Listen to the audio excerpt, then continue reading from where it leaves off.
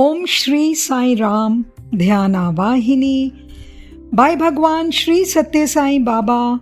Chapter 10 Aids to Meditation. Sincerity, purity and humility.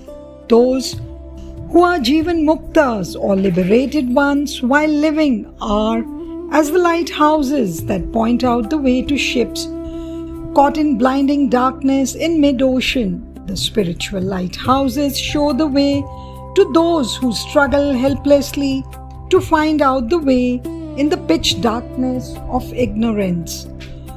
All are present in the womb of one Lord, just as many varieties of fish and other minute creatures move about inside a big pond. Multitudes of human beings move about in the sea called the Lord. This is indeed a very scary scene. Some are undeveloped, some underdeveloped. They swim around greedy and selfish. In the midst of this crowd of ignorant beings, there are a few highly developed Jivan Muktas or realized souls, Jnanis or the wise ones, and Yogis, ascetics. Since these latter are mixed up with the ignorant crowd, it becomes difficult to distinguish the wise from the others. A microscope is necessary to identify the red capsules in the blood. Similarly, we need a special microscope to find out who is wise. That microscope is dhyanam or meditation. It is really a source of amazement, this srishti or creation, and the wonder with which it is filled.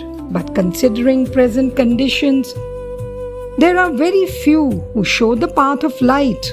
So, instead of following this person and that and taking devious roads and getting lost, it is best to place full faith in the Lord Himself and rely on Him as the only mother, father, guru and guide. Then you will never lose the right path. He will never direct you to the wrong path. To gain firm faith and experience in such sacred concept, one must take to dhyanam or meditation. That is the one and only means. It is enough if the name and form of the Lord is meditated upon with prema or love and with vishwasam or faith, and you can choose the name and the form that you like most. For this spiritual discipline, you must cultivate the quality of being always joyful, with a smile on your face. This will give you a good distinction. People will also like you more, and so the Lord too will have joy on seeing you. Therefore, practice meditation with nishkapata, prayatnam or sincere attempt, Nirmala Swabhavam or pure attitude, Vinayam humility, and Vidhyam obedience. Then you can attain without fail whatever you strive for. Do not lose temper in any situation.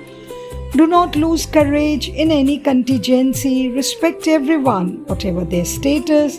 Then Sarvajana Samana Prema, the quality of universal love, will develop in you. As a result, dhyanam or meditation will progress without disturbance.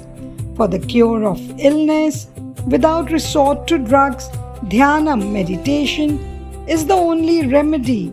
Even the capacity to listen to the inner directives will increase, and by means of following that powerful inner directive, illness, however serious, can be overcome. In every word uttered by man, there are two kinds of senses or powers of words, the literal and the indicative meanings.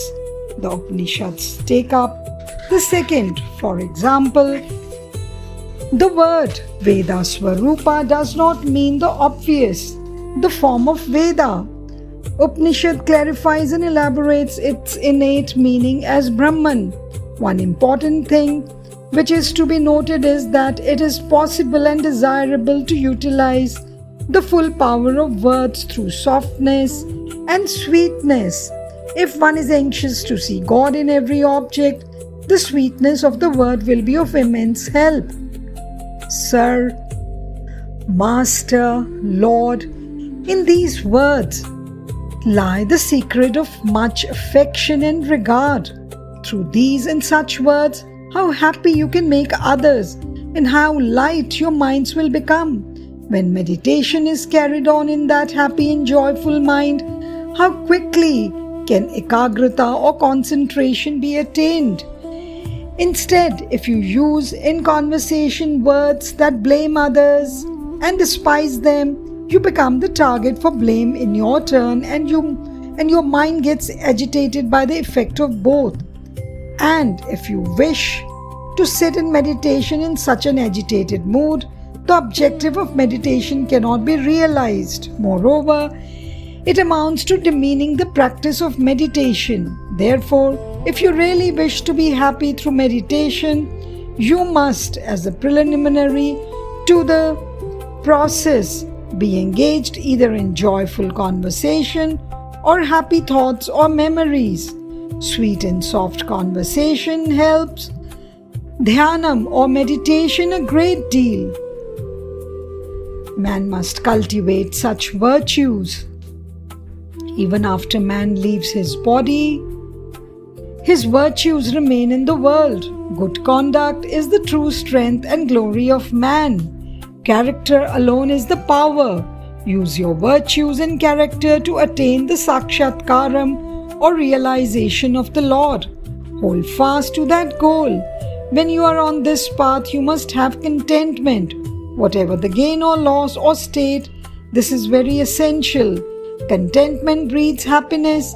A contented mind is like an endless festival. The mind worried by desire will have no rest. With that worried mind, concentration is impossible. Desire is the fire in your frame, that is body. It gradually reduces you to ashes. Contentment is the effective drug, an antidote to destroy desire. Just as a bath in the cool waters of a stream refreshes a traveler exhausted in perspiring in the burning heat of day, the man suffering from the scorching fire of greed will be refreshed by bathing in the pellucid waters of contentment. One should have the desire only for moksha margam, the path of realization. One should not dedicate one's life for the mean desires of the world. Dedicate all to the Lord, that is genuine contentment. This results in acquiring shanti or peace of mind, santosham, genuine joy, and vicharana, power of inquiry. Sakshatkaram, realization of the Lord, is also possible then. To acquire any of these, shanti, santosham, and vicharana, samarana or remembrance of the Lord's name and dhyanam, meditation are the only means. They alone can give you that power. Nowhere else can you get them. Nowhere else will you get them. More than all, if you possess santosham, the other two will be added to you. Therefore, nothing is more profitable than tripti or contentment. It is a treasure richer than the three worlds.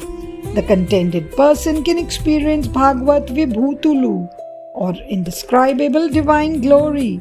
He is more joyful than the wish-bestowing cow Kamadhenu and the wish-bestowing tree Kalpataru. Understand this well. Make the body obey your will. Never bow down to it and follow its whims. Be prepared to cast it away, resolve to control it and keep it under strict control. You have to deal with the body carefully. You have to train it with great attention. Though all that was said above is in fact related to the Atma, some activities have to be undertaken externally by everyone for its sake. As mentioned above, use the body as an implement, as a boat to cross the stream of life until the other bank is reached, or in other words, until the ultimate truth is attained. You must take care to see that it is fit enough, not damaged or broken or leaky. Let not the boat fall to pieces. Be on the lookout for the signs, that is to say, moderate quantities of nutritional and pure quality food at the correct times, and disciplined physical activities for the body, these should not be given up. Such regular efforts, when directed to the spiritual, becomes the discipline of the body. This is what is referred to as dhyanam or meditation, smarana, remembrance of the divine name, puja, ritual worship, and bhajan, devotional singing. When these disciplines are practiced, as well as after the practices, you must be joyful and not gloomy.